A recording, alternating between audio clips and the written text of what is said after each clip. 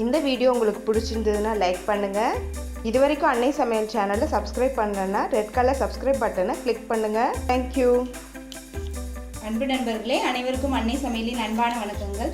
இன்னைக்கு அன்னை சமையலில் நம்ம பார்க்க போகிற recipe vegetable kurma. Vegetable kurma எல்லாத்துக்கும் பிடிச்சமான ஒரு ரெசிபிங்க.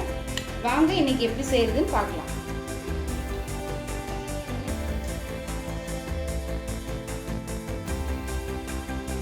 முதல்ல கடாயில் தேவையான அளவு எண்ணெய், அடுத்தது ஒரு பட்டை, ஒரு கிராம்பு,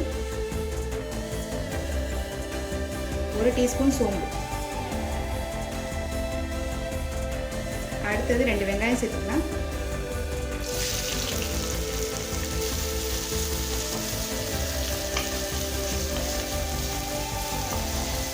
இப்போ வெங்காயம் நல்லா வதங்கிடுச்சுங்க. 1 டீஸ்பூன் இஞ்சி பூண்டு விழுது,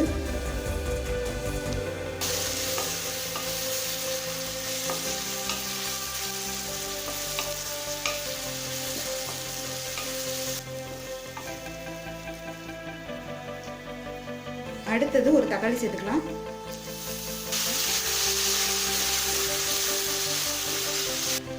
தேவையான அளவு உப்பு,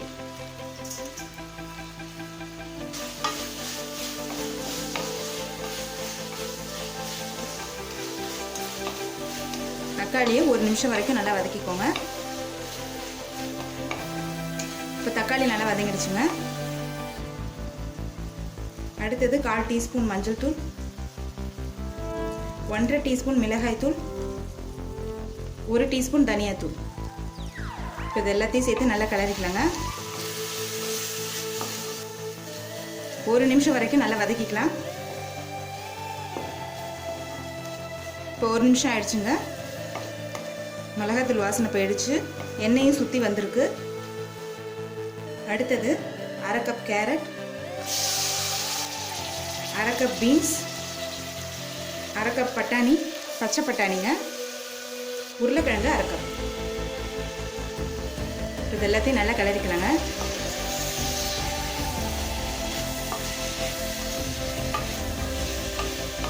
எல்லா காயும் 2 நிமிஷம் வரைக்கும் நல்லா வதக்கிக்கோங்க. நீங்கள் காய்கறியை வேக வச்சு கூட சேர்த்துக்கலாங்க. ஆனால் கடாயிலே வேக வச்சு பண்ணிங்கன்னா குருமா டேஸ்ட் ரொம்ப நல்லாயிருக்கும். இப்போ காய்கறியை 2 நிமிஷம் வரைக்கும் நல்லா வதக்கியாச்சு. இப்போ தேவையான அளவு தண்ணி சேர்த்துக்கலாங்க.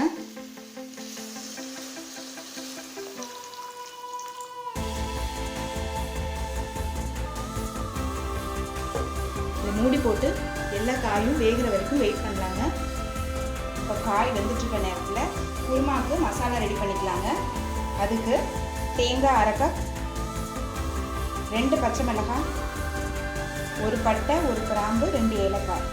நம்ம ஏற்கனவே தாளிக்கிறதுக்கு பட்டை கிராம்பு போட்டிருந்தாலும் நீங்கள் கடைசியில் அரைச்சி ஊற்றும் போது குருமா வாசனை ரொம்ப நல்லாயிருக்கும். 3 முந்திரி, 1 டீஸ்பூன் கசகசா. இப்போ இது எல்லாத்தையும் மிக்சியில் தேவையான அளவு தண்ணி சேர்த்து நைஸாக அரைச்சிக்கோங்க. இப்போ எல்லா காயும் நல்லா வெந்துருச்சுங்க. இப்போ அரைச்சி வச்சிருக்க தேங்காய் விழுது இதில் சேர்த்துக்கலாம்.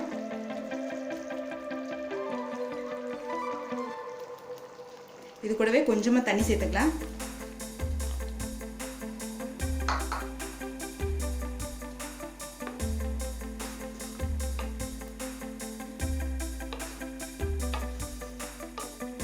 நீங்கள் தேங்காய் அரைக்கும் போது நைஸாக அரைக்கணுங்க.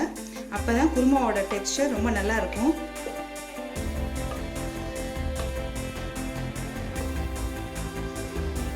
தேங்காய் சேர்த்துட்ட பிறகு ஒரு 5 நிமிஷம் ஸ்லோலியாக இருக்கட்டுங்க. இப்போ 5 நிமிஷம் ஆயிடுச்சுங்க. குருமா பாருங்கள் நல்லா திக்காகிடுச்சு. கொஞ்சமாக கொத்தமல்லி தூவிக்கலாம்.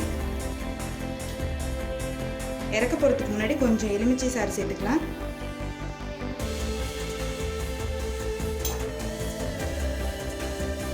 வெஜிடபிள் குருமா ரெடி ஆகிடுச்சுங்க. நம்ம சர்வ் பண்ணிடலாம். இப்போ சுவையான வெஜிடபிள் குருமா ரெடி ஆகிடுச்சுங்க. ரெசிபியை ட்ரை பண்ணி பாருங்கள், கண்டிப்பாக உங்களுக்கே பிடிக்கும். ரெசிபி பிடிச்சிருந்ததுன்னா வீடியோ லைக் பண்ணுங்கள், கமெண்ட் பண்ணுங்கள், ஷேர் பண்ணுங்கள். இது வரைக்கும் அன்னை சமையல் சேனலை சப்ஸ்கிரைப் பண்ணுறேன்னா சப்ஸ்கிரைப் பண்ணுங்கள். தேங்க்யூ.